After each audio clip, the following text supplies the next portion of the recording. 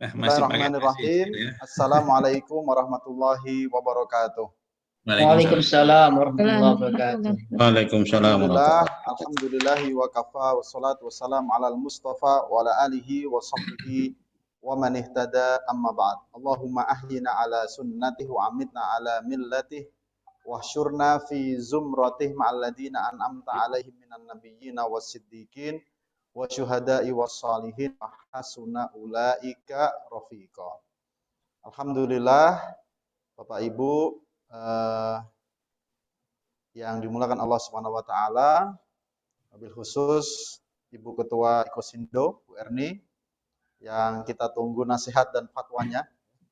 Begitu pula para sesepuh yang lainnya yang tidak bisa kami sebutkan satu persatu. Bersyukur pada kesempatan pagi hari ini, di hari-hari mulia, di hari-hari kita menanti bulan Ramadan, kita diberikan kemudahan, kesempatan, keringanan untuk tetap saling tawasobil haq dan tawasobis sabr dalam masalah kajian muamalat ya. Ini menunjukkan bahwa kita siap menjadikan Ramadan ini Ramadan yang produktif untuk dunia dan akhirat kita. Ramadan bukan alasan untuk bermalas-malasan ya. Jadi kita tetap mengkaji soal muamalat, kita tetap siap produktif dalam bulan Ramadan. Karena itulah yang dicontohkan Rasulullah Shallallahu Alaihi Wasallam. Beliau banyak melakukan aktivitas bahkan jihad di bulan Ramadan pula. Salawat salam kepada Rasulullah Shallallahu Alaihi Wasallam, keluarga, sahabat dan seluruh umat Islam yang istiqomah menjalankan risalah Islam hingga hari akhir nanti. Allahumma barik lana fima baqiyah min Sya'ban balighna Ramadan wa nahnu fi khairin wa afiyatin.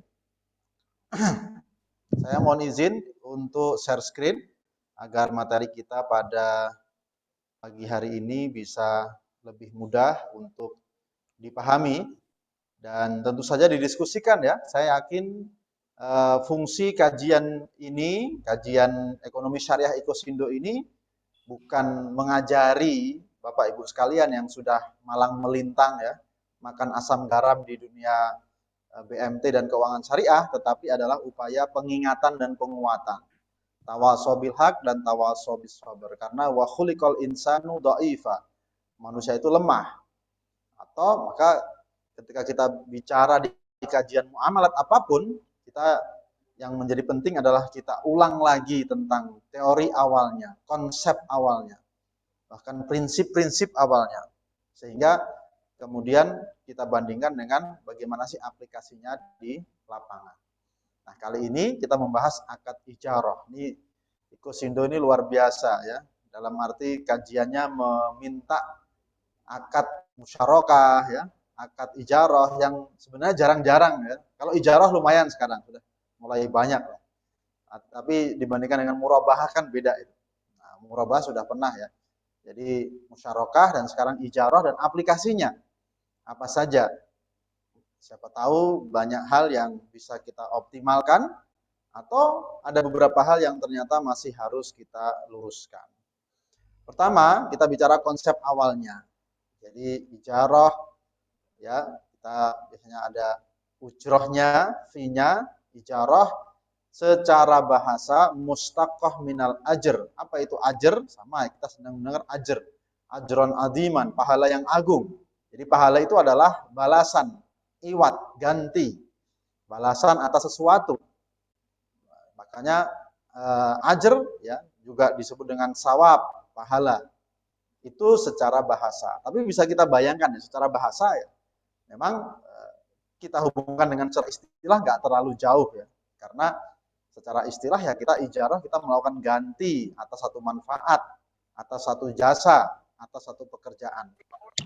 Dan secara istilah kita mengambil pengertian Malikiyah, yaitu mengatakan tamliku manafi syai' mubahah muddatan ma'lumat bi'iwadin. Jadi memiliki manfaat.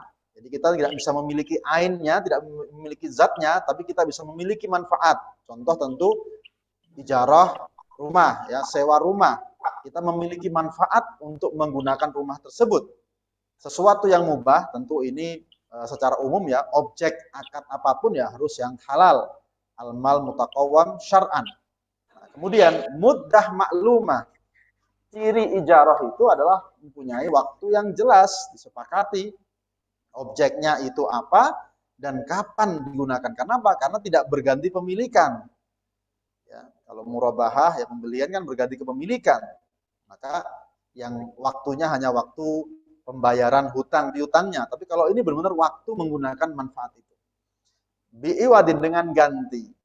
Karena kalau tanpa ganti itu bukan ijarah, itu biasanya dengan kata-katanya adalah ibahah, yaitu membolehkan. Seseorang membolehkan orang lain untuk memanfaatkan apa yang dia miliki, ya mungkin pada waktu tertentu, tapi tidak usah bayar. Nah, itu bukan ijarah, itu hanya membolehkan namanya.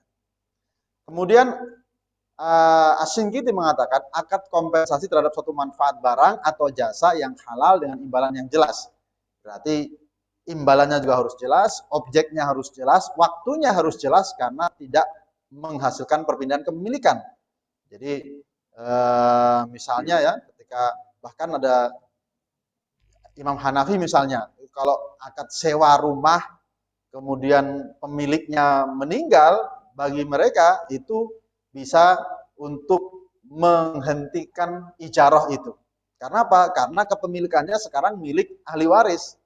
Jadi aset kita begitu ketika meninggal sebenarnya langsung berpindah ke ahli waris. Padahal masih statusnya disewakan. Nah, menurut Abu Hanifah itu sama dengan pembatalan ijarah atau ijarahnya selesai. Tentu dengan konsekuensi-konsekuensi ya, yaitu boleh diizinkan lanjut atau boleh kemudian dibatalkan. Tapi kalau jumhur mengatakan itu masih berlaku. Jadi sewa-sewa yang orangnya sudah meninggal ya masih berlaku karena itu adalah bentuknya harta. Manfaat itu bentuknya harta yang harus dituntaskan dulu baru bisa dibagi warisnya. Nah, itu contoh ya, secara pengertian kita sudah membayangkan itu. Nah, kita lihat bagaimana secara istilah di regulasi atau di negara kita melihat kompilasi hukum ekonomi syariah pasal 20. Ijarah adalah sewa barang dalam jangka waktu tertentu dengan pembayaran. Artinya, kalau kompilasi hukum ekonomi syariah ini kan lebih jadul ya daripada fatwa-fatwa DSN MUI. Sehingga masih fokusnya adalah sewa barang. Ya, sewa barang. Sementara nanti ketika bicara pengertian ijarah di fatwa DSN MUI sudah menyebutkan bukan hanya barang tetapi jasa. Akad pemindahan hak guna manfaat atas suatu barang atau jasa dalam waktu tertentu melalui pembayaran sewa tanpa diikuti dengan pemindahan kepemilikan barang itu sendiri.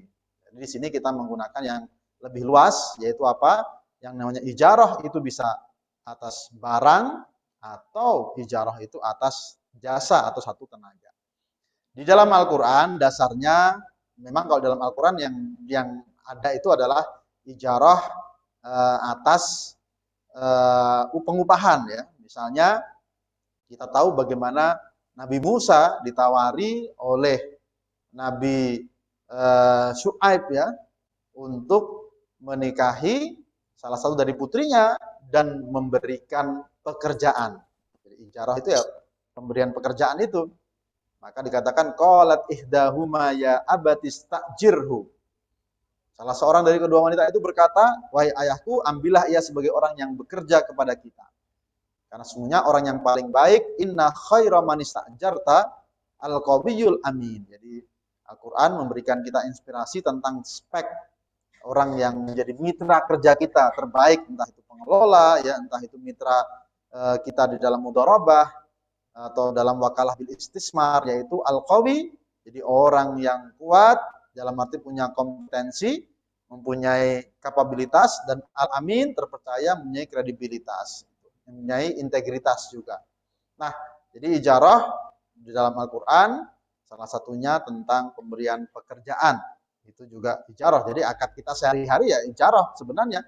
Kita mau sewa taksi ya itu ijarah. Kita mau sewa tukang untuk ngecat rumah kita itu juga ijarah sebenarnya. Kita bekerja pada lembaga itu juga ijarah. Akad ijarah ada di sekitar kita. Kemudian dasar ijarah dari as-sunnah dan hadis misalnya a'tu al-ajir ajrahu qabla an yajifa araquhu. Berikan upah pekerja sebelum keringatnya kering. Atau man ista'jara ajiran fal yu'limhu ajrahu. Barang siapa yang mempekerjakan pekerja, maka beritahulah upahnya. Tentu ini kalau kita bahas tentang skema dunia kerja ya, tentang akad-akad ijarah yang berhubungan dengan dunia kerja. Maka di sini seringkali muncul ya, berikanlah upah pekerja sebelum keringatnya kering. Hadis ini kena dua.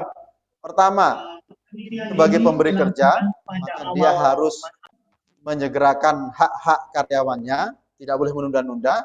Tapi bagi pekerja, hal ini menunjukkan bahwa isyarat bahwa dalam pekerjaan itu harus berkeringat ya, harus sungguh-sungguh, harus serius.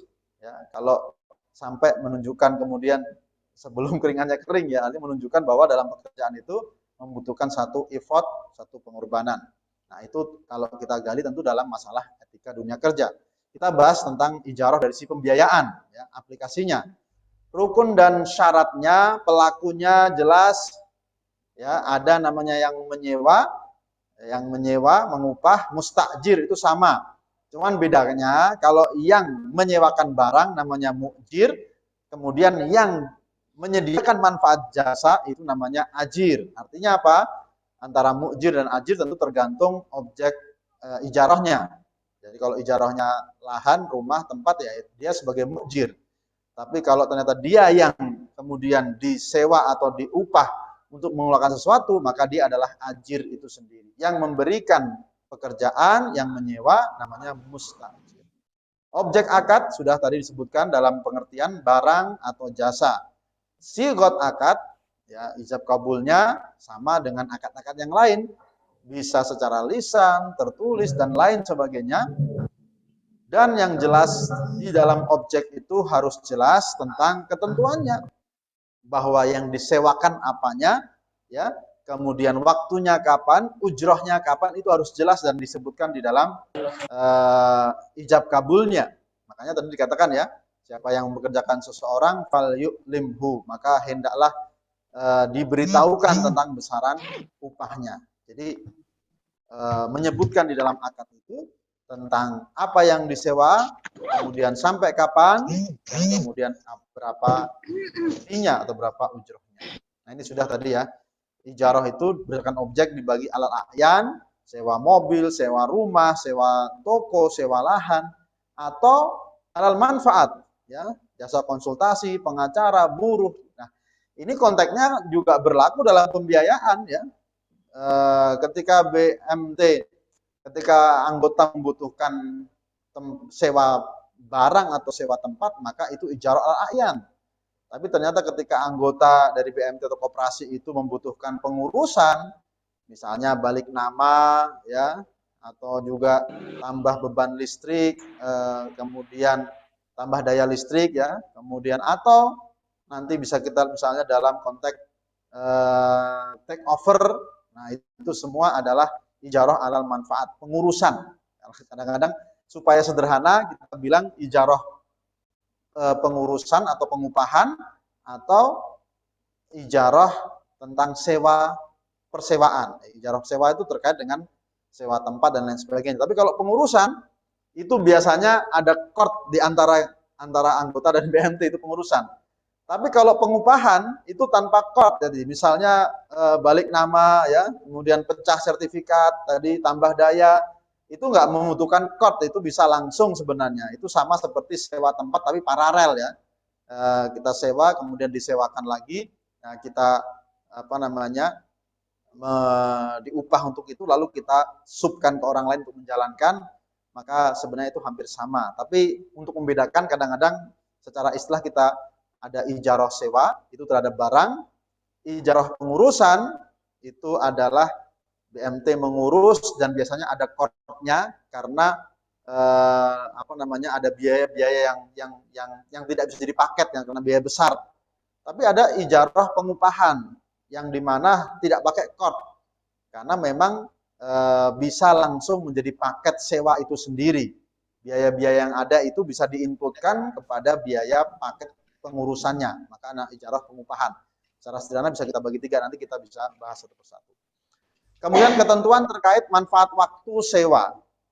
Manfaat harus berupa manfaat yang halal. Tentu tidak boleh kita menyewa barang yang memang dia haram, barang yang najis, barang yang tidak bermanfaat, barang yang menimbulkan fitnah, maka tidak dibolehkan.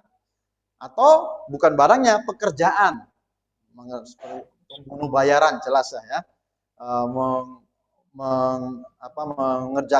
mempekerjakan seseorang untuk melakukan satu kemaksiatan. Kemudian manfaat harus jelas diketahui pihak yang berakad. Kemudian tata jelas tentu ya, tata cara penggunaan barang sewa kalau jelas tadi dimaksudkan adalah manfaatnya dan waktunya tadi ya. Kemudian tata cara penggunaan barang sewa tentu dalam konteks ini nanti menjadi klausul-klausul di akad ya, atau menjadi poin-poin di akad. Kita kalau masuk hotel saja atau wisma kan ada itu ya, tata tertib pengunjung misalnya.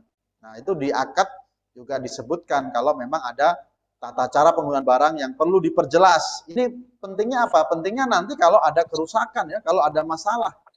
Sehingga perlu diperjelas siapa yang bertanggung jawab, penyewa atau pemilik itu.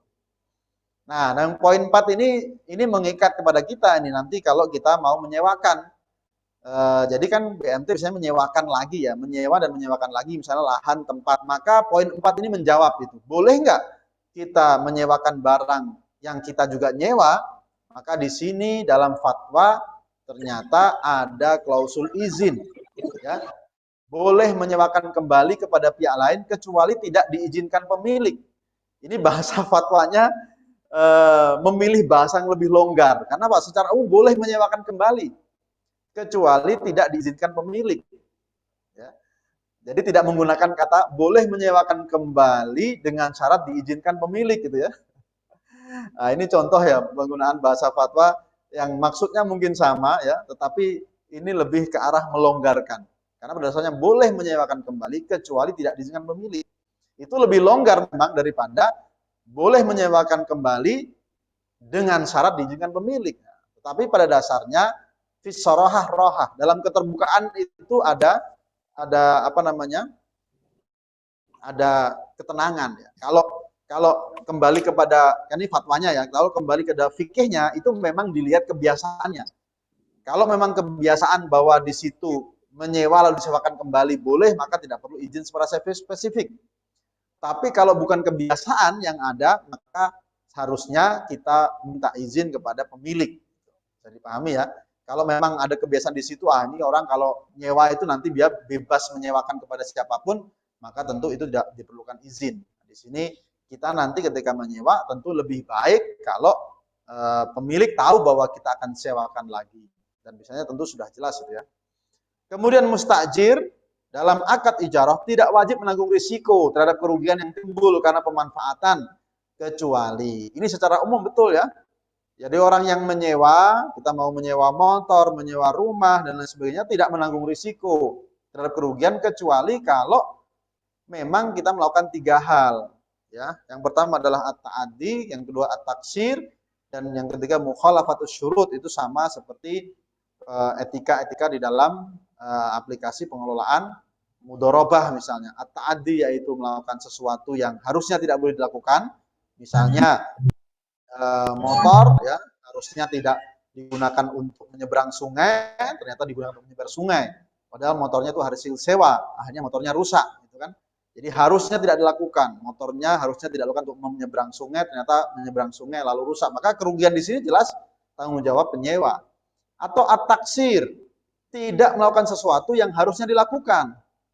Misalnya dia sewa Dia sewa mobil, kemudian setelah itu ternyata dia harusnya dia memarkirkan mobilnya di tempat yang aman dan dikunci, ternyata dia tidak melakukan. Dia memarkirkan mobilnya sembarangan dan tidak dikunci dan akhirnya kemudian ada pencurian atau ada kerusakan, maka itu sekali lagi tentu ditanggung oleh yang menyewa karena ada at-taksir, yaitu apa? Tidak melakukan sesuatu yang harusnya dilakukan. Atau mukhalafatus syurut. Misalnya dalam perjanjian sewa mobil tidak boleh dia bepergian ke luar kota misalnya. Ternyata dia keluar kota yang kemudian mengakibatkan ada kerusakan dan lain sebagainya, maka itu harus ada tanggung jawab dari orang penyewa. Itu contoh-contoh dalam masalah manfaat dan waktu sewa. Nah, ini kembali ke tadi ya, larangan ijarah pekerjaan haram dalam hadis ada itu ya, bahwa dari hadis riwayat Bukhari, Rasulullah SAW melarang uang dari hasil jual beli anjing, mahar seorang pezina, dan upah bayaran dukung. Ya khulwanul kahin wa mahrul bagi. Jadi mahar seorang pezina atau mahar bayaran lah ya, honor seorang pezina itu bukan ijarah karena itu dalam hal yang haram ya. Kemudian dukun juga, wah ini kan pekerjaan nih, konsultasi spiritual misalnya. Tapi kalau konteksnya adalah dukun, maka itu adalah sesuatu yang terlarang juga. Ya, ini contoh-contoh bahwa dalam ijarah pun harus memperhatikan objeknya.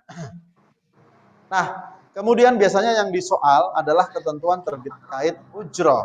Ya, bagaimana ketentuan terkait ujroh?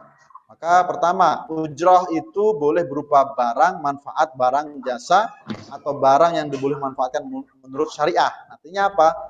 Ujroh tidak hanya berupa uang, ya, walaupun secara teknis biasanya berupa uang. Ya. Boleh ujroh membayarnya, kita menyewa, membayarnya dengan sewa yang lain.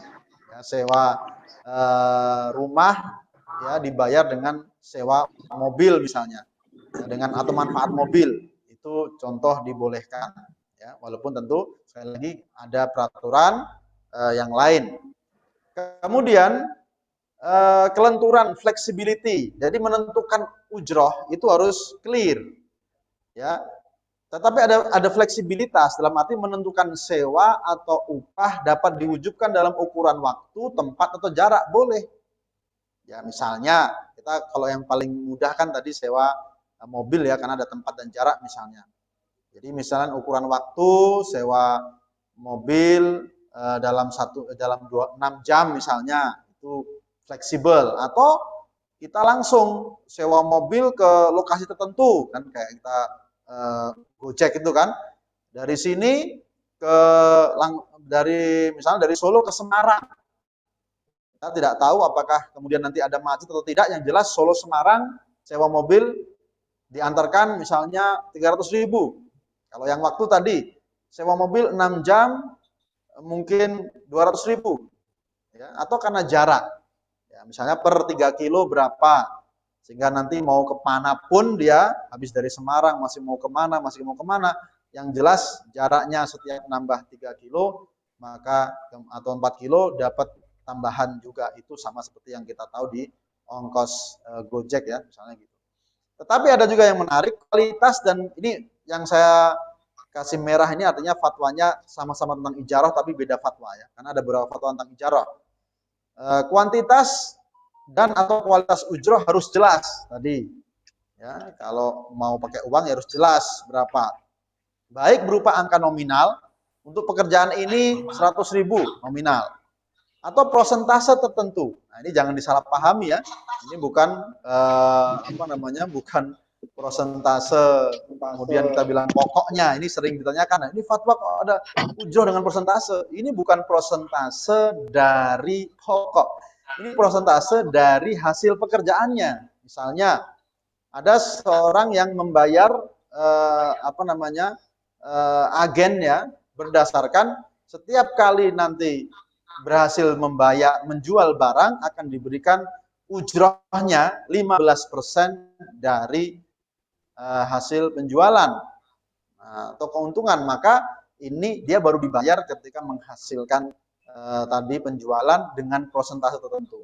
Nah, ini bahasa fatwa itu memang agak sensitif ya. Kadang orang langsung, nah ini kok persentase nih ujroh nih. Ini bukan persentase dari pokok. Maksudnya adalah fleksibilitas tadi termasuk memberikan persentase dari hasilnya. Itu juga boleh, sehingga ijarah itu ada yang mirip ji'alah ya. Ji'alah itu kan lakukan pekerjaan dapat ini gitu. Nah, itu hampir sama. Tapi ijarah juga kalau bisa menjual sekian dapat persentase itu juga ijarah. Jadi antara ji'alah dan ijarah sebenarnya ada beberapa perbedaan, tetapi kadang-kadang bisa sama seperti ini. Atau rumus yang disepakati tadi ya, waktu, tempat, jarak, misalnya per jarak sekian, per waktu berapa gitu. Dan semua itu diketahui oleh para pihak yang melakukan akad. Kemudian ujrah boleh dibayar secara tunai, bertahap, atau angsur. Ini yang menarik karena nanti kalau kita bahas tentang akad ijarah mausufah fid dhimmah, itu salah satu yang menjadi tema perbedaan para ulama adalah apakah ujroh mausufah bidzimah itu boleh diangsur, sementara kalau pembiayaan BMT kan anggota mengangsur. Kemudian juga ujroh itu yang poin kelima, yang paling juga ini selalu menjadi pembeda IMBT ya dengan murabahah. Ujroh itu kalau memang disepakati oleh kedua belah pihak boleh ditinjau ulang, ya. Apalagi kalau memang itu ada klausulnya di dalam akad, ya. Jadi misalnya IMBT ternyata satu objek IMBT ternyata barangnya nilainya sudah sangat tinggi, ya, sangat tinggi luar biasa. Maka kemudian semua bersepakat untuk setiap 3 bulan misalnya dalam akad, setiap 3 tahun akan ada review harga sewa. Wah, kemudian BMT kan bilang, wah ini asetnya sudah tinggi ini. Kalau harga sewanya sama, maka tentu dalam tanda petik ada potensi kerugian. Maka kemudian ada aturan di akadnya setiap 3 tahun boleh direview untuk menentukan besaran sewa. Maka itu diperbolehkan, ya, diperbolehkan sesuai kesepakatan tentunya, ya. Kemudian berakhirnya akad ijarah, terjadinya cacat pada barang sewaan, ya, ketika di tangan penyewa, ini starting saja ya, rusaknya barang, ya, kemudian rusaknya barang yang diupahkan, seperti mau minta dijahitkan baju, ya, bahan bajunya sudah rusak duluan, atau selesai manfaat yang diakadkan, ya. Kemudian ini tadi yang saya katakan, ya, menurut Imam Hanafi, salah satu pihak boleh membatalkan ijarah jika ada kejadian-kejadian yang luar biasa. Ya, tapi secara jumhur tetap harus mekanismenya harus melalui kesepakatan antara kedua belah pihak. Nah, sekarang kita bicara bagian kedua, aplikasinya bagaimana? Secara teori tadi sudah jelas ya, secara teorinya bagaimana aplikasinya. Bagaimana aplikasinya di BMT, di LKS. Yang pertama yang paling sederhana, ijarah paralel muaziah, ya. Yaitu biasanya LKS menyewa satu aset lalu disewakan kembali kepada nasabah, kepada anggota. Ijarah pengurusan multi jasa, ya, ijarah pengupahan atas satu manfaat kerja tertentu. Walaupun tadi ya yang paralel itu bisa jadi adalah juga bukan hanya aset tetapi juga bisa jadi adalah satu pekerjaan, ya. Satu pekerjaan sama misalnya pengurusan notaris, ya. Sebenarnya kan anggota meminta kita menguruskan, lalu kita meminta notaris untuk menguruskan. Nah, itu sebenarnya masuk dalam ijarah paralel. Nah, kalau ijarah pengurusan itu biasanya pengupahan atas satu manfaat kerja tertentu yang kemudian diikuti dengan adanya, atau bukan diikuti ya, biasanya dalam aplikasinya ada court-nya. Kemudian ijarah muntahiyah bitamlik, nanti kita bahas satu demi satu ya lebih jelasnya. Sewa tetapi diakhiri dengan perpindahan kepemilikan. Sewa barang tetapi kemudian diakhiri dengan perpindahan kepemilikan, baik itu dengan pembelian atau dengan hibah. Ada juga yang lebih belakangan, ijarah mausufah fiddimah. Apa artinya? Kalau IMBT ya, menyewakan sesuatu, barangnya sudah ada, ya. Tapi kalau ijarah mausufah fiddimah akan menyewa sesuatu atau suatu pekerjaan, suatu barang, tetapi barangnya masih belum ada. Mau menyewa rumahnya belum jadi, ya. Mau langsung menggunakan manfaat jasa, tetapi manfaat jasanya baru akan digunakan nanti di 5 bulan ke depan, padahal dia mau bayar sekarang. Nah, itu ijarah mausufah bidzimah, nanti kita bahas satu persatu dan tentu kita diskusikan, ya. Pertama, ijarah sewa tadi muaziah paralel, ini clear ya, saya kira paling sederhananya ini yaitu ketika anggota membutuhkan rumah, toko, lahan, dia datang kepada BMT, kemudian menyepakati harga, maka BMT kemudian menghubungi pemilik rumah, lahan, dibayar cash dan meminta izin pemilik untuk menyewakan. Ya, itu tadi kita bicara izin itu ya posisinya di mana. Kalau sudah kebiasaan tidak perlu meminta izin, tapi kalau belum maka harus ada izin. Kemudian karena pemilik manfaatnya sekarang adalah BMT, BMT boleh menyewakan manfaat tersebut kepada anggota tentu dengan harga yang sudah berbeda. Dan kemudian proses terakhir adalah anggota mengangsur. Jadi skema sewanya dengan mengangsur. Maka di sini yang diperjelas adalah objeknya, lahan yang mana, rumah yang mana, ya, pemiliknya siapa, kemudian diangsur berapa, sampai kemudian dalam waktu berapa besarannya dan berapa lamanya. Karena bisa jadi antara periode sewa rumah dengan sewa angsur beda ya. Sewa rumahnya 10 atau sewa rumah lahan tokonya 10 tahun, angsurnya cuma kepada BMT cuman 5 tahun bisa, cuman 3 tahun bisa, nggak harus sama. Atau sebaliknya, bisa jadi nyewanya cuman 2 tahun, ngangsurnya 5 tahun. Ya, tentu itu secara ekonomi tentu bermasalah ya atau riskan itu. Nah, itu contoh ijarah sewa paralel yang tadi sebenarnya bukan hanya aset, bukan hanya barang. Ketika kita butuh tenaga tukang, kemudian bukan hanya tukang ya, misalnya jasa pengamanan security misalnya selama setahun, maka bisa jadi anggota satu perusahaan kemudian menyewa ijarah kepada kita dan kita sebelumnya tentu kita sudah melakukan MOU sewa jasa security pengamanan kepada perusahaan security tertentu, bukan sekuritas ya, security pengamanan misalnya, atau tukang ya, atau apapun yang membutuhkan jasa. Jadi ijarah sewa paralel ini pada dasarnya bukan hanya barang atau aset, tetapi juga bisa lahan. Kemudian ijarah pengurusan tadi. Pengurusan itu adalah BMT melakukan satu pekerjaan yang jelas.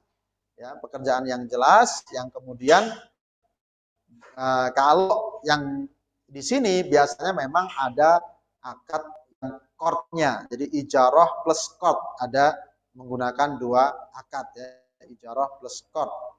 Misalnya dalam talangan haji.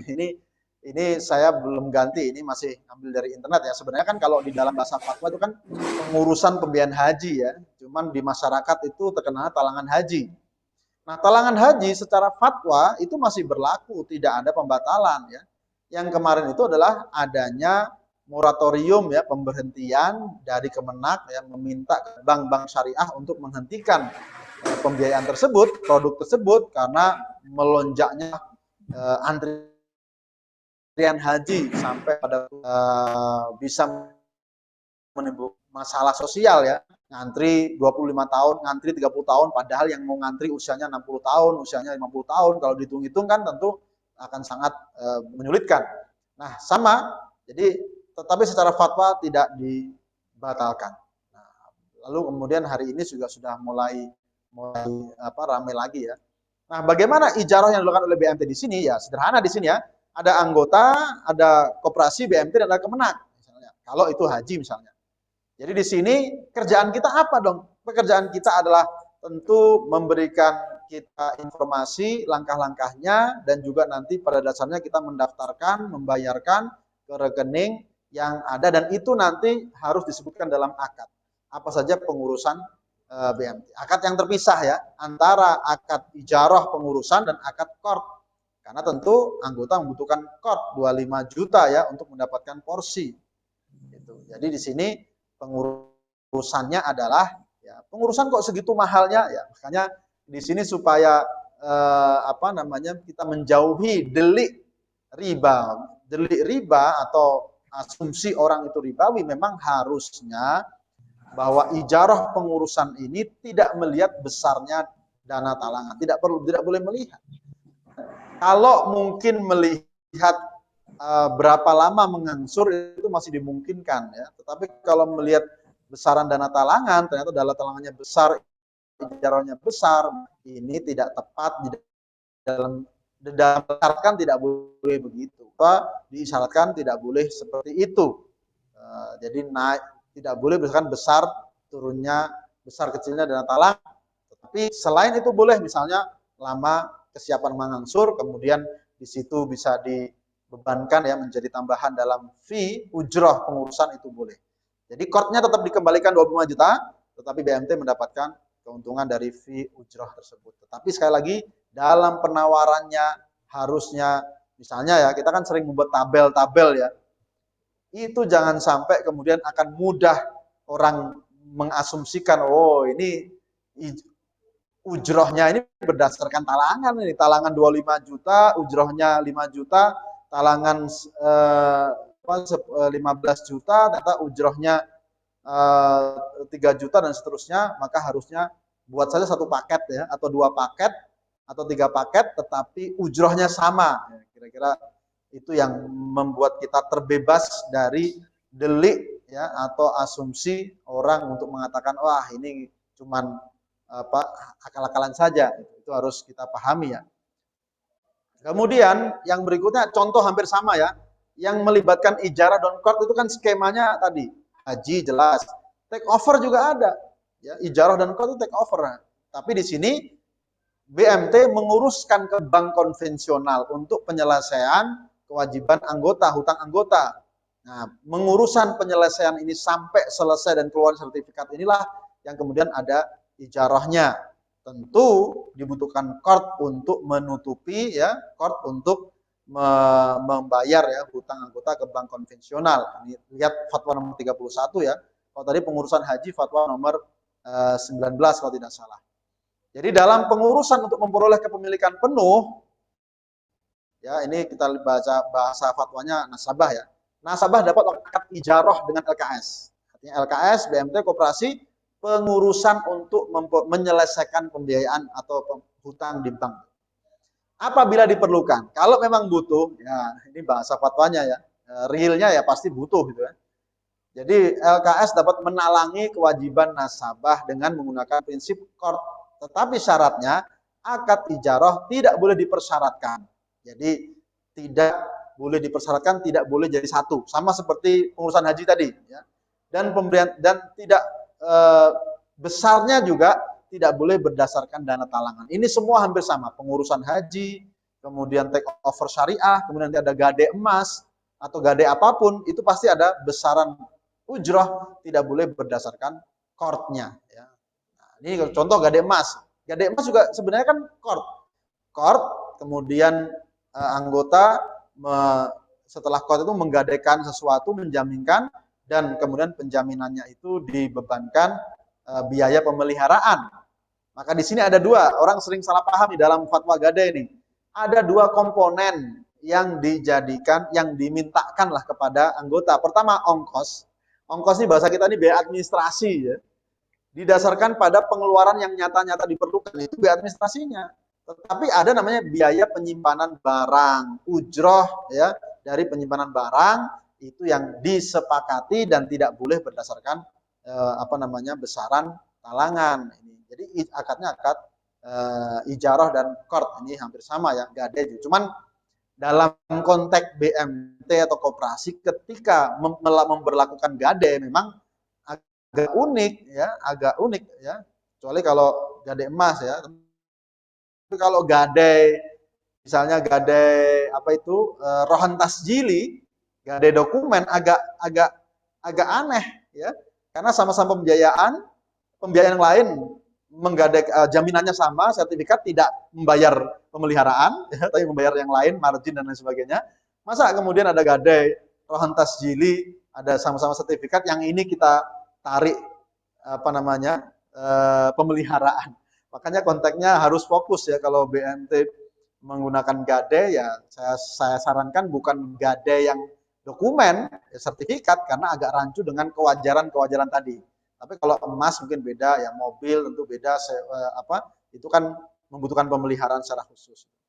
Kemudian IMBT. Yang ketiga IMBT. IMBT saya kira tadi sudah jelas ya bahwa ada anggota ini kan IMBT sebagai alternatif murabahah sebenarnya. Kadang ada tadi BMT merasa ini kok mau membeli rumah sementara sepertinya jangkanya panjang dan kemudian ada kemungkinan rumah ini aset ini akan naik ya atau anggotanya ini kayaknya kurang bisa dipercaya misalnya, ya sudah nggak usah murabahah, IMBT saja. Nanti kan IMBT itu adalah ya BMT membeli aset tersebut, entah itu rumah, motor, lalu kemudian tidak dijual lagi, tidak dijual secara murabahah tetapi disewakan, tentu dengan perjanjian bahwa ada perpindahan kepemilikan di akhir, baik itu hibah ataupun dengan perjanjian pembelian kembali. Tapi sekali lagi itu biasanya ya kalau kita bicara yang paling aman ya dengan skema hibah ya. Kalau dengan skema pembelian kembali itu ada diatur dalam sell and lease back, hampir sama ya, refinancing itu sell and lease back itu hampir sama. Tapi kalau IMBT biasanya lebih populer dengan diakhiri dengan pemberian hibah. Nah, IMBT ini kan sebenarnya aplikasinya di BMT ini macam-macam ya. Ada IMBT standar atau IMBT ideal. IMBT standar ideal ini adalah pengganti murabahah tadi. Yaitu apa? BMT membeli satu barang aset dari dealer, dari supplier untuk disewakan kepada anggota. Ya, entah itu motor, entah itu mobil, ini standar. Karena apa? Nggak ada masalah membelinya dari pihak yang lain. Dari pihak yang lain. Dari dealer, supplier, kemudian dijual kepada, disewakan kepada anggota. Ini IMBT standar, nggak ada masalah. Yang biasanya menjadikan masalah adalah kalau kita bahas IMBT alternatif atau darurat. Apa itu? Membeli dari anggota sendiri. Ya, IMBT alternatif. Kenapa? Karena dia punya kebutuhan pendanaan yang kompleks, atau tadi juga salah satunya misalnya take over secara syariah, take over, dia nggak ada solusi akadnya nih, nggak ada akad yang pas ini. Akhirnya kemudian ada namanya IMBT alternatif, yaitu apa? BMT membeli aset dari anggota, tetapi kemudian disewakan dengan skema IMBT, bukan dengan dijual lagi dengan murabahah, tidak boleh itu bai'ul inah namanya. Atau ada IMBT darurat, ini sama-sama ada fatwanya ya. Poin 2 ada fatwanya, poin 3 juga ada fatwanya sebenarnya. Kalau IMBT darurat itu adalah kalau orang sudah ya mempunyai pembiayaan. Kalau alternatif itu kan anggota belum berhubungan dengan kita, ya, tetapi mempunyai masalah yang kompleks, multi kompleks. Tapi kalau darurat, anggota sudah punya pembiayaan bermasalah, sudah ada murabahah yang tidak tertagih dan lain sebagainya. Maka kemudian bagaimana cara rescheduling juga tidak menyelesaikan masalah misalnya, sementara dia punya aset, ya di sini kemudian IMBT digunakan sebagai IMBT darurat ya, yaitu dijual asetnya untuk menyelesaikan pembiayaan bermasalah tersebut, lalu kemudian karena dia masih membutuhkan aset tersebut, ya sudah kita sewakan dengan skema IMBT. Nah, ini IMBT darurat dan alternatif ini bisa kita lihat isyaratnya dalam Fatwa nomor 29 tentang pengalihan hutang, alternatif nomor 4. Itu sama ya. Jadi LKS memberikan qard kepada nasabah. Dengan qard tersebut melunasi kredit atau hutangnya. Ya, ini kreditnya, hutangnya ke BMT juga ya. Jadi diberikan qard. Kemudian setelah itu nasabah menjual aset tersebut kepada LKS. Jadi ini fokusnya di qard dulu, baru kemudian setelah qard kan pemilikannya, ini qard ini khusus kalau asetnya itu masih dalam tanggungan atau masih dalam mungkin di bank konvensional, atau mungkin asetnya juga itu dari pembiayaan sebelumnya. Tapi kalau asetnya di luar itu, ya langsung masuk ke poin 2. Nasabah menjual aset kepada LKS dan hasil penjualan itu digunakan untuk melunasi qardnya kepada LKS ya. Jadi punya qard kepada LKS tadi kan. Kemudian LKS menyewakan aset yang telah menjadi miliknya tersebut kepada nasabah dengan akad IMBT. Ini adalah bahasa fatwa semuanya. Artinya apa? IMBT sebagai cara darurat dan cara alternatif itu sudah disebutkan dalam fatwa juga. Walaupun tadi IMBT itu yang paling aman ya yang standar tadi, yang standar itu. Nah, IMBT yang darurat saya sebutnya atau alternatif itu harus melihat 3 ketentuan wajar. Yang kalau kita melanggarnya berarti indikasinya kita hanya akal-akalan. Misalnya wajar dalam nilai penjualan aset di koperasi. Nah, ini kalau diaudit ini harus kita pastikan kewajarannya. Apakah mobil jangan-jangan ketika dijual ke BMT, ke koperasi, itu menyesuaikan jumlah hutangnya misalnya. Padahal mobil itu harganya jauh lebih besar, maka ini tidak wajar.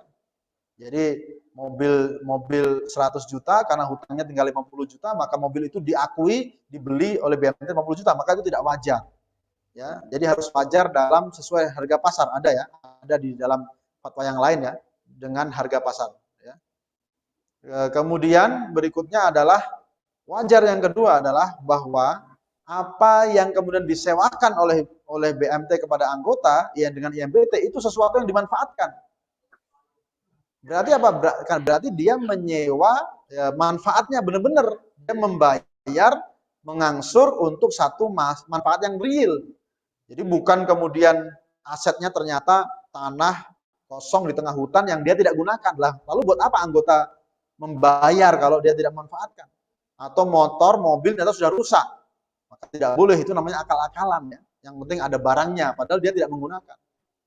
Dan yang ketiga, nah ini agak harus hati-hati ya, yaitu wajar biaya sewa yang dikeluarkan harus sesuai standar. Supaya apa? Supaya akal-akalan ya. Jadi ternyata walaupun biaya sewa itu, tadi saya lagi itu bisa jadi daerah-daerah yang lain, sampai ada mudah mengasumsikan bahwa ini akal-akalan ya, IMBT kemudian motor dalam 1 bulan bisa mencapai misalnya di angka jutaan, maka itu sudah tidak wajar sebenarnya. Itu hanya tadi dari IMBT yang darurat dan alternatif ternyata mengarah kepada IMBT yang akal-akalan, ini harus dijauhi. Kemudian yang terakhir adalah ijarah mausufah fid dhimmah, ini termasuk yang baru dan belum populer di kita. Kita bisa lihat apa sih bedanya. Bedanya adalah ini adalah akad ijarah atas satu manfaat yang belum ada tadi. Belum ada barangnya, jasanya juga belum ada. Ya, seperti rumah, mau menyewa rumah, kalau ijarah paralel sudah ada rumahnya, IMBT sudah ada tapi kalau mau mausufah fid dhimmah, rumahnya belum ada.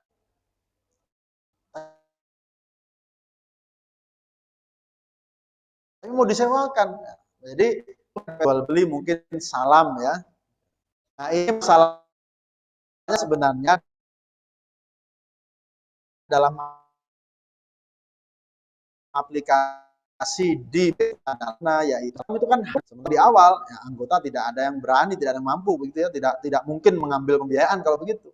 Maka permasalahan ini ada perdebatan ya di antara para ulama kontemporer, dan yang dulu misalnya Syekh Muhammad Al-Buti mengatakan ini sama dengan salam, harus uangnya dibayar total di depan. Tapi yang lainnya termasuk majelis fatwa ya macam-macam itu mengatakan boleh selama tidak menggunakan akad salam, tetapi ijarah mausufah fid dhimmah, maka tidak harus dibayarkan langsung di awal. Tapi bisa diangsur, bisa dengan DP maupun bisa tidak dengan DP. Nah, aplikasinya bagaimana? Untuk yang terakhir ini sebenarnya bisa panjang, tapi saya tadi belum mempersiapkan ya untuk slide-nya yang lebih detail ya. Misalnya dalam pembiayaan KPR dengan skema inden. Jadi kalau rumahnya sudah ada, itu kan bisa langsung dengan MMQ ya, musyarakah mutanakisah. Yaitu misalnya anggota 30 juta, BMT 70 juta, ada musyarakah, lalu kemudian setelah itu disewakan, ada sewanya kan, disewakan kepada BMT, dan tentu hasil sewanya itu dibagi ya sesuai dengan persentase yang disepakati ya, 70% dari pendapatan sewa untuk BMT, ya 30% kembali kepada anggota atau menjadi pengurang dari biaya sewa itu sendiri. Itu MMQ, tapi di sana ada ijarahnya. Jadi intinya ada ijarahnya. IMBT juga begitu, rumahnya sudah ada. Tapi kalau IMBT langsung diijarahkan ya tanpa ada, itu miliknya masih milik murni dari dari BMT, kemudian disewakan kepada anggota. Nah, pembiayaan KPR ini ketika rumahnya belum ada, sementara dia harus membayar untuk inden, dan itu tentu kadang-kadang jumlahnya cukup besar, maka ini dia langsung mengatakan ijarah mausufah fid dhimmah, bahwa dengan saya akan menyewa rumah dengan spek yang Anda tawarkan dengan spek ini ya, dengan skema MMQ atau IMBT, tetapi pada waktu nanti ya, pada waktu rumahnya sudah ada mungkin diberikan waktu khusus, jelas ya, mungkin tahun depan atau 12 lagi, tetapi membayar dulu sebagiannya sekarang. Maka ini kalau pembiayaan KPR ya dengan skema inden, ini konteksnya adalah menggunakan aplikasi ijarah mausufah fid dhimmah. Jadi kita bisa membantu anggota ya untuk mendapatkan pembiayaan KPR dengan skema ijarah mausufah fid dhimmah. Ya mungkin hampir sama ya, ijarahnya mungkin dengan skema paralel, tapi modelnya adalah dia akan ijarah tetapi rumahnya belum ada. Kemudian ada juga penerapan ijarah mausufah fid dhimmah untuk proyek-proyek besar. Misalnya kontraktor ya, kontraktor butuh dana yang besar, maka di sini BMT itu istisna saja jual beli membeli rumah tersebut atau kita bikin proyek atau rumah ya. Kontraktor tersebut nggak punya modal, kontraktor tersebut nggak punya dana. Ya sudah kita istisna, kita beli walaupun belum jadi, walaupun baru akan dimulai proyek itu, kita beli proyek itu. Dengan istisna artinya apa? Kita membayar duluan kepada kontraktor tersebut akan mempunyai cukup dana untuk mengerjakan pekerjaan tersebut. Nah, pada satu sisi ya, pada satu sisi kontraktor tadi menyewa kepada BMT dengan ijarah mausufah fid dhimmah. Karena BMT sudah memiliki dengan istisna kan dia memiliki, dia sudah mulai membangun dan akan memiliki rumah tersebut. Nah, kemudian kontraktor kemudian akan menyewa rumah tersebut walaupun rumahnya belum ada, tetapi dia sudah mulai mengangsur dengan ijarah mausufah fid dhimmah. Mulai mengangsur dengan ijarah mausufah fid dhimmah. Jadi intinya dia mempunyai proyek besar yang bisa digunakan, ada dana untuk menutupi tersebut. Tentu ini akad-akad untuk pengamanan ya, sebenarnya akad-akad untuk pengamanan. Tentu menggunakan akad-akad yang sederhana juga boleh. Cara yang lain yang bisa diaplikasikan di BMT misalnya perjalanan umroh. Perjalanan umroh itu ya sama, itu juga ijarah mausufah fid dhimmah ya, karena di sana kita membayar satu layanan-layanan, pekerjaan-pekerjaan yang belum bisa langsung kita dapatkan, tapi nanti bisa jadi 2 bulan lagi, 4 bulan lagi, maka dibayar hari ini, tetapi jelas apa saja yang didapat oleh seorang jamaah umroh. Ya, termasuk GoPay juga salah satu yang melandaskan GoPay itu adalah ijarah mausufah fid dhimmah, di mana kita membayar sesuatu untuk bisa digunakan dalam beberapa pekerjaan-pekerjaan seperti nganter A, nganter B, nganter C, nganter beli A, nganter beli B, nganter beli C, maka itu salah satu yang kemudian menjadi dasar ya bahwa GoPay itu bukan tabungan, bukan simpanan, bukan hutang, tetapi adalah ijarah mausufah fid dhimmah yang membayar duluan untuk melakukan satu transaksi-transaksi yang kemudian akan dilakukan pada waktu-waktu berikutnya. Nah, saya kira begitu sebagai awalan ya, tentu bisa nanti kita perdalam dengan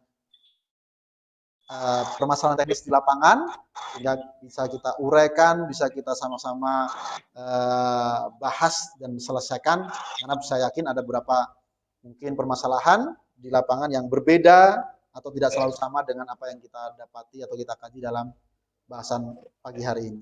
Demikian, terima kasih. Aku qauli hadza wa astaghfirullahi wa lakum. Assalamualaikum warahmatullahi wabarakatuh. Waalaikumsalam warahmatullahi wabarakatuh. Langsung saja pertanyaan saja Ustaz ya. Apakah bisa talangan biaya sekolah menggunakan akad ijarah dari Mas Danang BMT Permata? Gimana nih Tat? Satu-satu ini. Ini ada sejenis juga.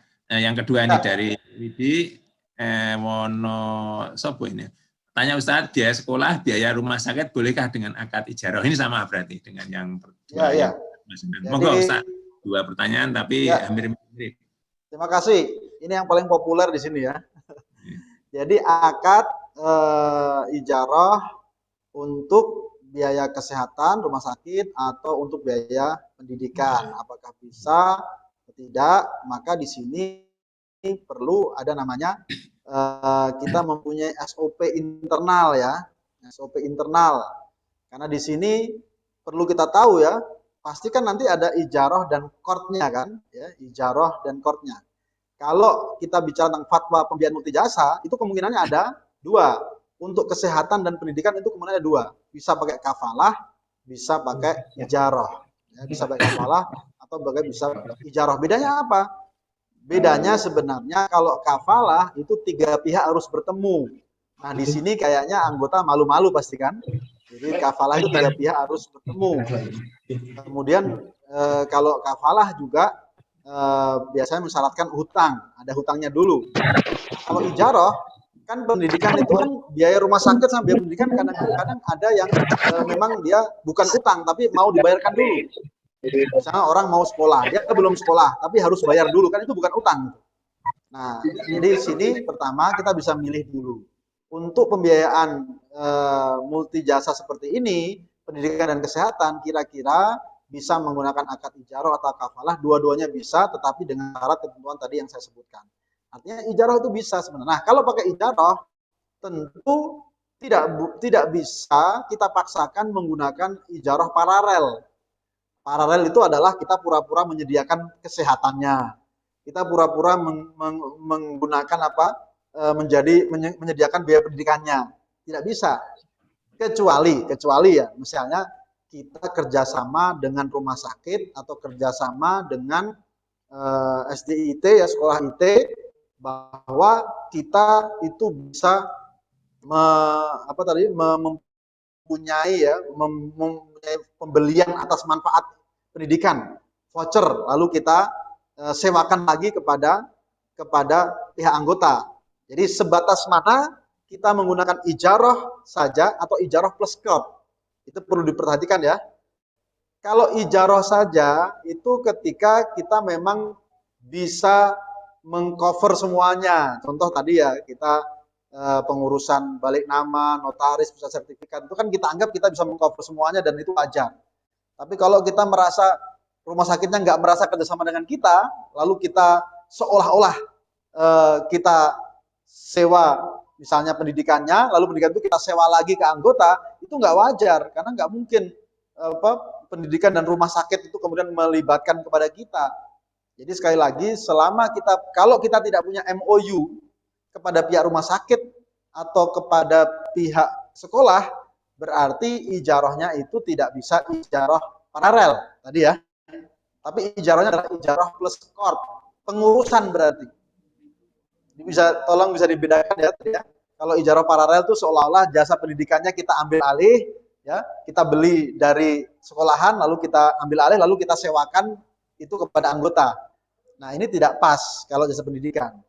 Tetapi ijaroh di sini adalah ijaroh pengurusan saja dengan qard. Nah, itu bisa, tetapi sama dengan pembiayaan haji tadi, yaitu akadnya terpisah dan tidak boleh berdasarkan talangan. Tetapi kan pertanyaannya begini, kalau memang sekolahnya itu sekolah yang memang dalam tanda petik ya, memang orang akan siap dan itu suatu bentuk investasinya, misalnya sekolah S2, S3, spesialisasi doktor ya, ini cukup enak kita ya untuk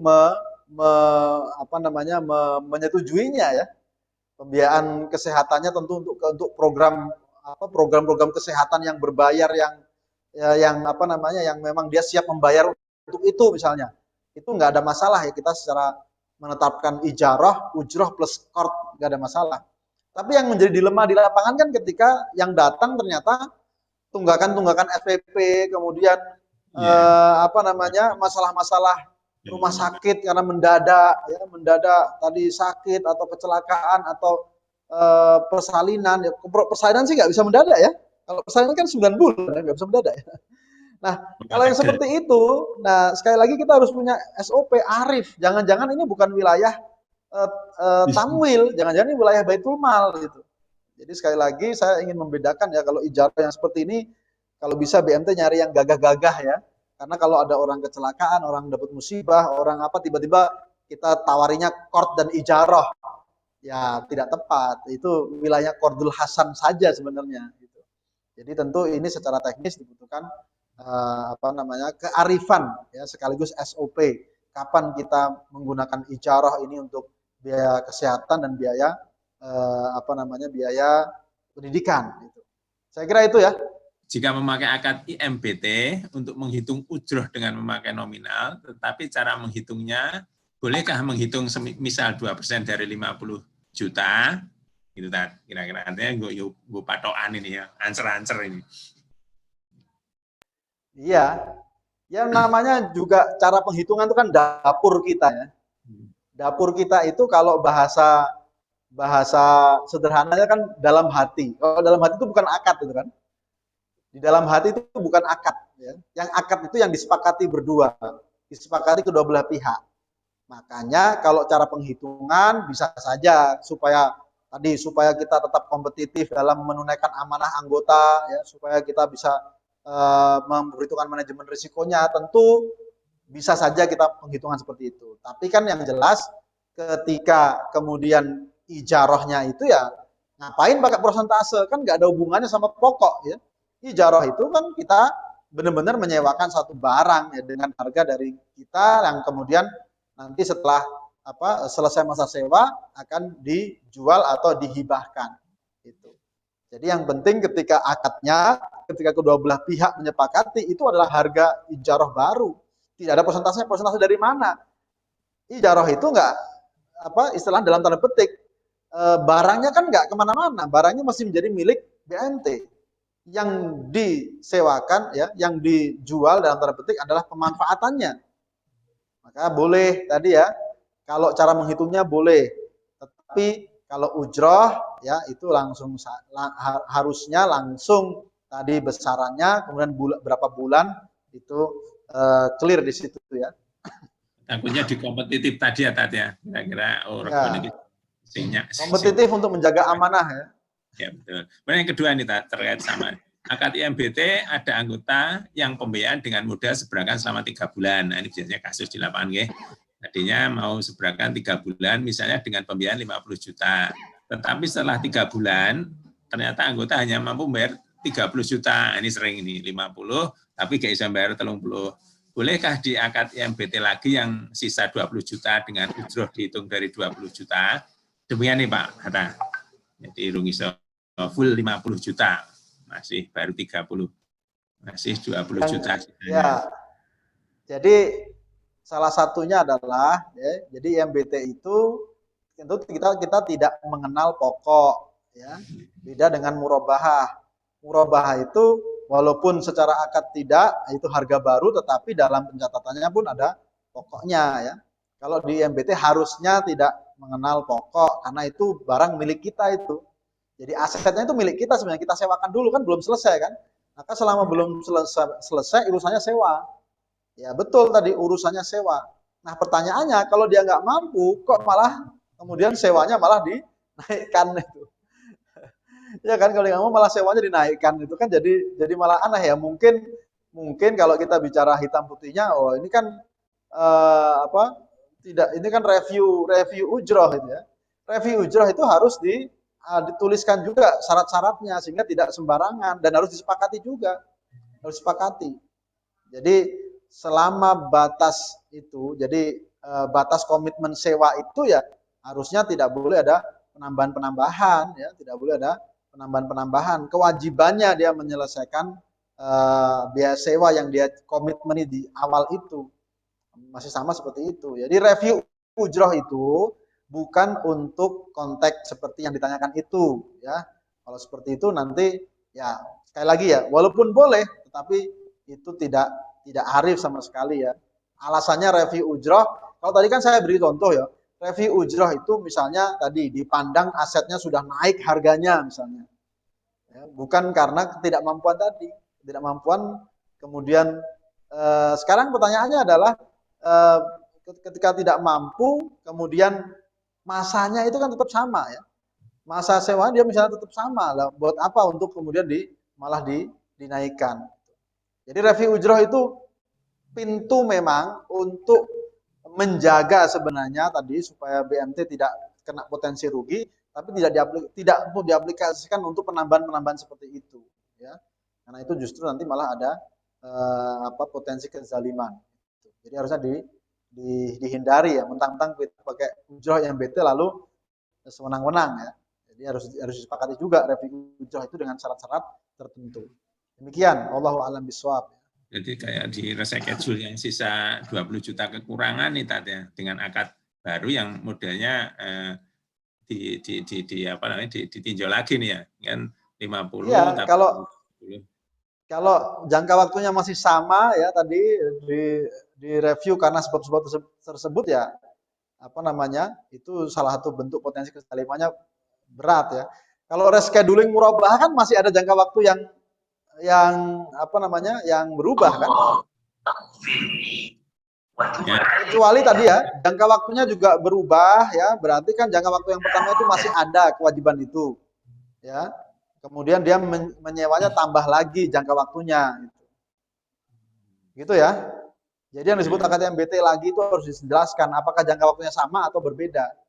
Kalau berbeda kan berarti apa namanya dia belum memenuhi, lalu kemudian ditambahkan sewa yang baru lagi. Tapi seharusnya cukup dengan akad yang pertama, karena akad yang pertama itu dia harus menyelesaikan kewajibannya dulu. Kalau dia belum menyelesaikan ya memang tidak ada kewajiban untuk hibah atau memberikan kepada anggota. Bagaimana ijarah sewa paralel tidak logis atau wajar angkanya, misalnya anggota hanya butuh uang 10 juta, tapi aset rumah yang disewa BMT secara real harga sewanya jauh dari itu, tapi hanya disewa sesuai kebutuhan anggota. Ini harga rumah 200 juta, ini dengan hanya 10 juta ini, Tat. Ya pertanyaannya kenapa 10 juta itu nyari rumah yang sebesar itu kan? Iya. Ijarah yang paralel tadi kan memang berdasarkan kebutuhannya dia nyewa rumah itu rumah-rumah yang dia butuhkan sendiri sewanya berapa, tapi dia nggak punya uang untuk itu, lalu kita sewakan kembali. Jadi kalau ijarah paralel itu malah harusnya tetap wajar, dia tidak membutuhkan apa namanya istilahnya dana, dia benar-benar ingin nyewa gitu loh. Artinya itu biasanya untuk kebutuhan yang lain itu tadi ya, artinya kan itu. Nah kalau kebutuhan lain nggak bisa pakai ijarah paralel. Nah ini yang penting ini kata kuncinya ini lihat-lihat akadnya kira yang pas apa ini kan kadang-kadang itu bukan ijarah paralel, iya. Gitu ya, ini melihat kasus per kasus ini kita pasnya ini pakai akad apa ini yang kadang-kadang di kami ya di kita ini memang beda-beda kemampuan perlu banyak berdalam tentang akad-akad. Nah, ini ada lagi Pak Ustadz, masalah sekolah dan rumah sakit kami menggunakan akad ijarah kafalah multijasa. Apakah boleh Pak? Oh tadi kasus yang di atas tadi masalah sekolah dan kebutuhan rumah sakit, kami menggunakan akad ijarah kafalah multijasa. Apakah boleh demikian Pak? Apa? Ya tadi sudah saya sebutkan di fatwa pembiayaan multijasa itu dimungkinkan untuk kebutuhan kesehatan maupun pendidikan menggunakan salah satu ya dari dua fatwa itu, yaitu mau ijarah atau kafalah. Itu. Jadi bukan ijarah kafalah, tapi bisa pakai ijarah atau bisa pakai kafalah. Tapi kalau pakai kafalah kadang-kadang mempertemukan tiga pihak itu yang tidak mudah atau tidak mau ya. Nah, mungkin misalnya orang praktis dengan ijarahnya saja. Kemudian kalau kafalah itu biasanya harus ada hutangnya dulu ya. Jadi kalau sesuatu yang belum menjadi hutang itu tidak bisa menjadi kafalah, tapi menggunakan ijarah. Seperti tadi biaya pendidikan yang belum dilakukan pendidikannya. Tapi kalau biaya pendidikan yang sudah dilakukan pendidikannya yaitu hutang sebenarnya. Bisa ya. Assalamualaikum. Bisakah ijarah dibarengi akad wakalah untuk take over karena pengurusannya harus anggota? Nah, tadi sebenarnya sudah dijelaskan ya. Bisakah ijarah dibarengi akad wakalah untuk take over karena pengurusannya harus anggota? Tergantung ijarahnya apa. Kalau ijarahnya itu sewa tempat, bisa saja, nggak ada masalah. Kalau ijarahnya itu sewa tempat, lahan, mesin, mobil. Karena apa? Karena kita yang sesungguhnya hakikatnya kita yang menyewa, lalu kemudian kita menyewakan.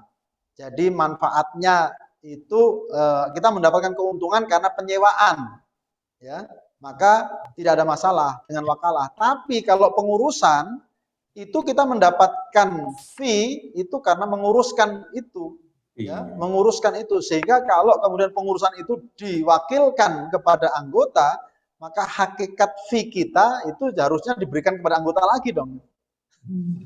Ujrahnya kasihkan anggota lagi dong kalau kita yang menguruskan gitu. Jadi kalau itu pengurusan tidak boleh diwakilkan.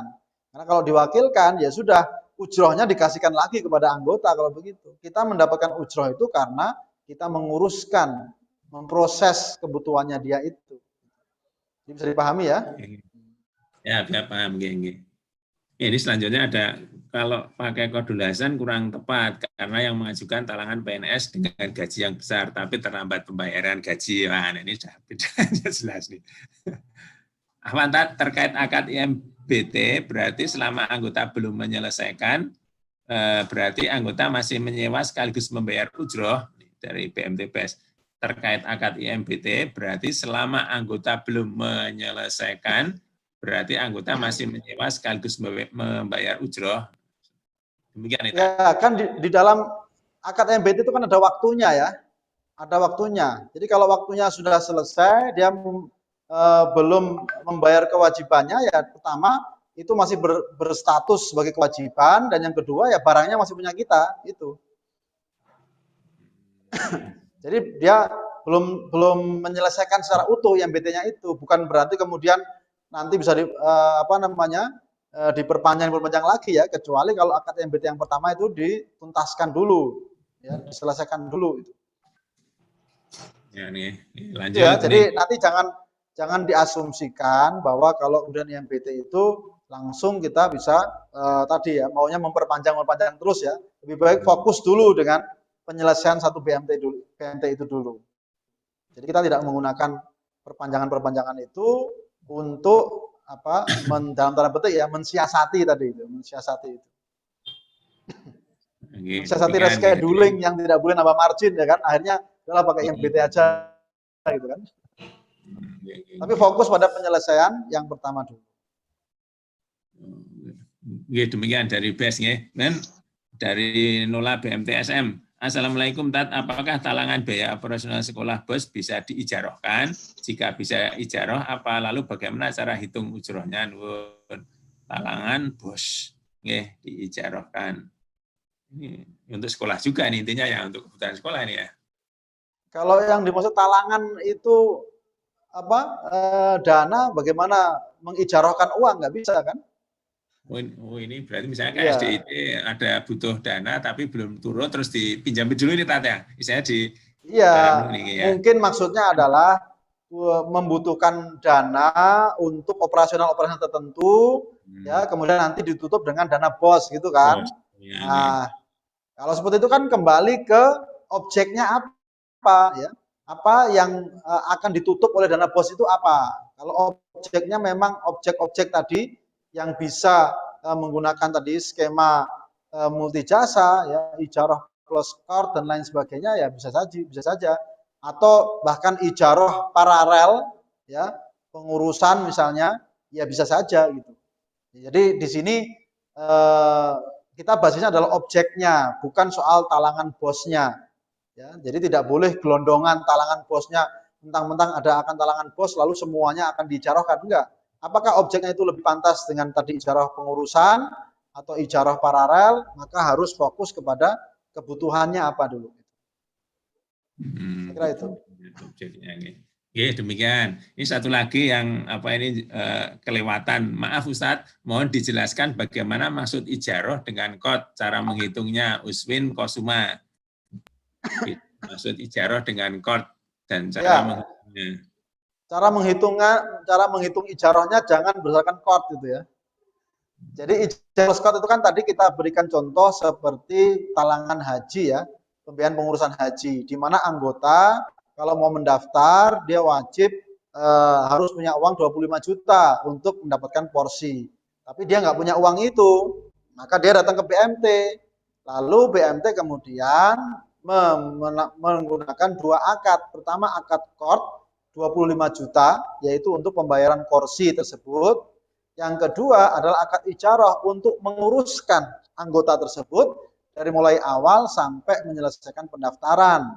Nah, maka qardnya mungkin 25 juta, disepakati dengan akad terpisah, lalu ijarah pengurusan itu disepakati misalnya 5 juta atau 3 juta, itu namanya akad ijarah. Tetapi dalam akad ijarah harus diperjelas bahwa tugas BMT adalah menguruskan terdiri dari A, B, C, D. Gitu.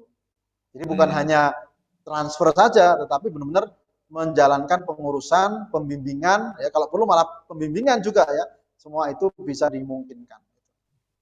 Oh, demikian variasi dua akad untuk misalnya contoh tadi untuk haji atau umroh ya Tat ya. Oke, dan ini yang paling bawah ada pertanyaan lagi. Masih sekitar IMBT, apakah kalau anggota menyelesaikan lebih awal BMT boleh mengambil beberapa ujroh bulan yang belum berjalan? Jadi ada yang kasih ini Tat, membayarannya lebih awal. bolehkah mengambil ujroh bulan yang belum berjalan begitu dari cicas Ya. sampai Itu boleh disebutkan dalam perjanjian ya.